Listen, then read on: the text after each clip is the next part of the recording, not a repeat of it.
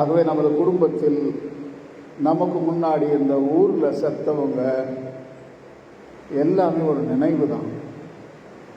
அப்படின்னு சொல்லும்போது அவர்களும் வாழ்ந்து கொண்டிருக்கிறார்கள். ஏனென்றால் உயிர்ப்பும் ஒரு நினைவு தான். அன்பிற்குரியவர்களே, அருமையான காலம் இது, உயிர்ப்பின் காலம்.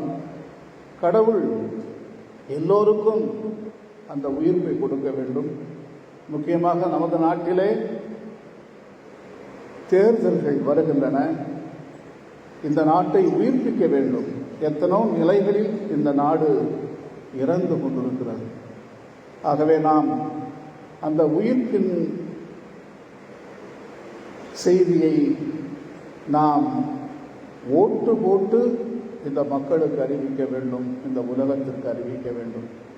எனது அனுபவத்தில் எங்கள் அம்மா ஒரு நாள் கூட, ஒரு டைம் கூட ஓட்டு போடாமல் இருந்தது கிடையாது. படிக்கவில்லை, இருந்தாலும் ஓட்டுன்னா கரெக்டாக போய் அவங்களும் எங்கள் அப்பாவும் கரெக்டாக போய் ஓட்டு போட்டதை நான் நினைத்து பார்க்கிறேன்.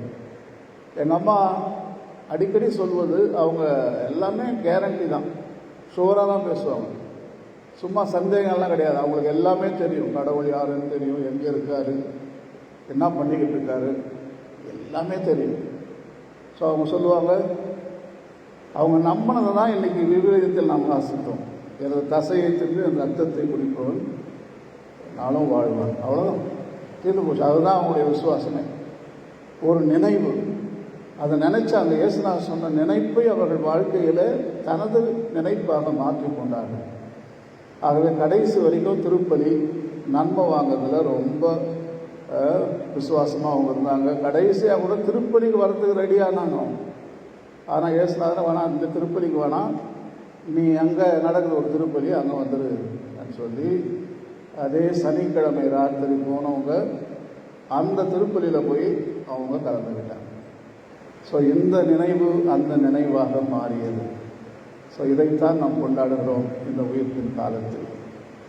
நிறைய நினைவுகளை உருவாக்குங்க. கட்டாயம் உங்கள் வாழ்வில் நீங்கள் வளத்தை காண்பீர்கள், மகிழ்ச்சியை கண்டுபிடிப்பீர்கள்.